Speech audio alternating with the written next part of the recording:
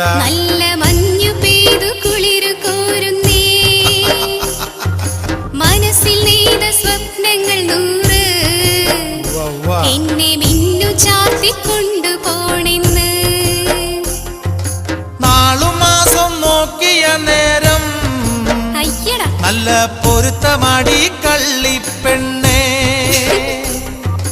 കുംഭമാസം പിറക്കട്ടെ പെണ്ണേ, നമ്മൾ നിശ്ചയിച്ച പോലെ തന്നെടി.